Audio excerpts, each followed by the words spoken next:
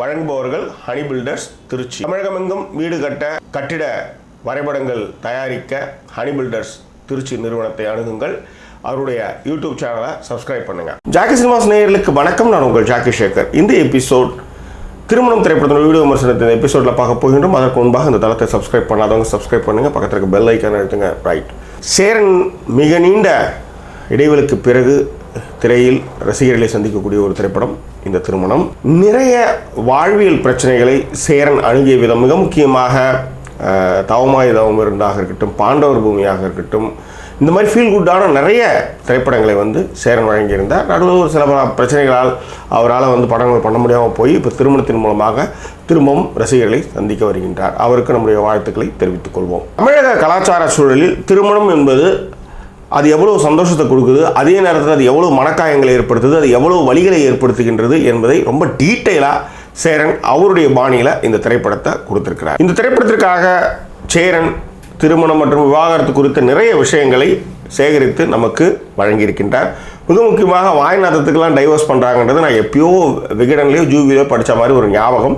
So அந்த மாதிரியான விஷயங்கள்லாம் இந்த திரைப்படத்தில் இடம்பெற்ற செய்திருக்கின்றார். 2 குடும்பங்கள், உமாபதி ராமையா, சுகன்யா, MS பாஸ்கர் ஒரு குடும்பம், சேரன், காவ்யா சுரேஷ் அண்ட் தம்பி ராமையா இது ஒரு குடும்பம்.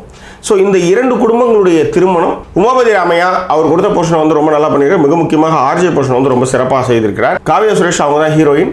இதற்கு முன்பு சார்லி சாப்ளின்லாம் ஒரு சின்ன சின்ன ரோல்லாம் பண்ணாங்க. பட் இந்த திரைப்படம் அவங்களுக்கு ஒரு என்ன சொல்கிறது, பேர் சொல்லக்கூடிய ஒரு திரைப்படமாக இருக்கும்.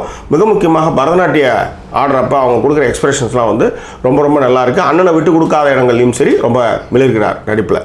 சேரன் ரெவென்யூ இன்ஸ்பெக்டராக வர்றாரு. எங்கள் குடும்பம் ஜமீன் குடும்பம்னு சொல்லும்போது நாங்கள் ஜமீன் குடும்பம் இல்லைங்க அப்படின்னு அந்த பேசுகிற அந்த துணி ரொம்ப ரொம்ப நல்லா இருந்தது.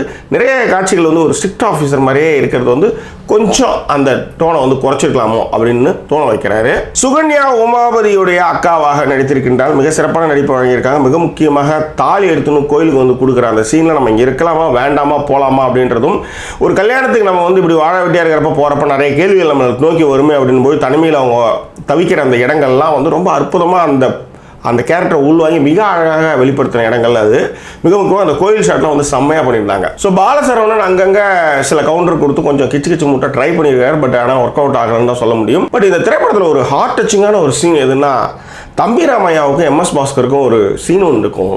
2 பேருமே போட்டி போட்டு நடிச்சிருக்காங்க. நிஜமாலுமே கண்கள் கலங்க வைக்கக்கூடிய ஒரு சீன் தான். எல்லாத்த விட தம்பி ராமையா அந்த அந்த ஃப்ளாஷ்பேக்கை சொல்லும்போது நிஜமாலுமே பார்க்குற நம்மளுக்கே கலங்குது. MS பாஸ்கர் மூலமாக அந்த டயலாகை சொன்னது ரொம்ப ரொம்ப நல்லா இருந்தது. மிக முக்கியம் ஐயா அவங்கெல்லாம் கொண்டாடணும் அப்படின்ற மாதிரி அவர் சொல்கிறது ரொம்ப நல்லா இருந்தது அந்த சீன். ஆக்சுவலி திரைப்படத்துடைய மியூசிக் சித்தார்த் விபின் பண்ணியிருக்காரு. மிக முக்கியமாக பாடலுக்கு மட்டும் அந்த போர்ஷன் மட்டும் அவங்க பண்ணியிருக்காங்க. 2 பாடல்கள் ரொம்ப நல்லா இருக்குது.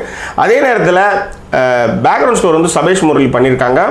கர்நாடிக் மியூசிக்லாம் வர்ற அந்த இடங்கள், கல்யாணத்துக்கான அந்த விஷயங்கள், அதற்கான பேக்ரவுண்ட் ஸ்கோர்ஸ்லாம் ரொம்ப ரொம்ப நல்லாவே இருந்துச்சு.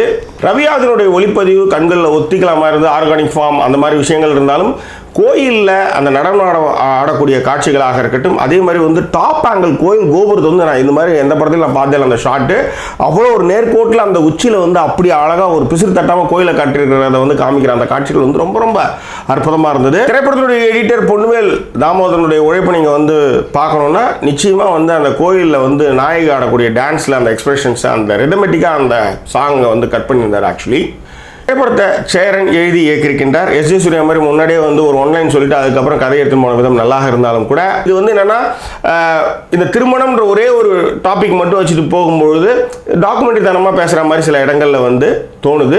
முதல் தலைமுறை பட்டதாரிகளான நகர்ப்புற இளைஞர்கள் வேண்டுமானால் இந்த திரைப்படத்தை நிறைய சேரம் போட்டு ஒரே ரம்மமாக இருக்க பேசுகிறார் போகிறாருன்னு சொல்லலாம். ஆனால் வாழ்க்கையை பற்றியும் நிறைய கல்யாணம் பண்ணவங்க, அது இந்த கல்யாணத்துக்காக கடன் வாங்கினவங்க, அதை பொண்ணு வீட்டுக்காரவங்க மாப்பிள்ளை வீட்டுக்காரவங்க படுத்தி எடுத்தவங்கலாம் இந்த படத்தை பார்க்கும்பொழுது ஐயோ இந்த வலியும் வேதனையும் சேரன் பதிவு பண்ணியிருக்காரு அப்படின்ற ஒரு ஃபீலை இந்த திரைப்படம் ஏற்படுத்தும் என்பதில் மாற்று கருத்தே இல்லை.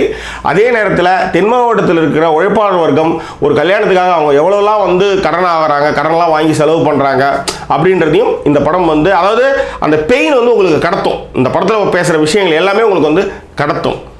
சில பல விஷயங்கள் பேச்சிலே லாஜிக் மிஸ்டேக்ஸ் டயலாக்ஸ்லேயே இருக்குன்னு வச்சுக்காங்களேன். சரி, அதை நம்ம புறந்தள்ளுவோம். இந்த திரைப்படம் குடும்பத்தோடு பார்க்க வேண்டிய ஒரு திரைப்படம். திரைப்படத்துக்கு ஜாக்கி சினிமாஸ் அளிக்கக்கூடிய மதிப்பு 5க்கு 3. வேற என்ன, மீண்டும் வேறொரு எபிசோடில் உங்களை நான் சந்திக்கிறேன். அதுவரை நன்றி கூறி விடுவது உங்கள் ஜாக்கி சேகர். நன்றி, வணக்கம்.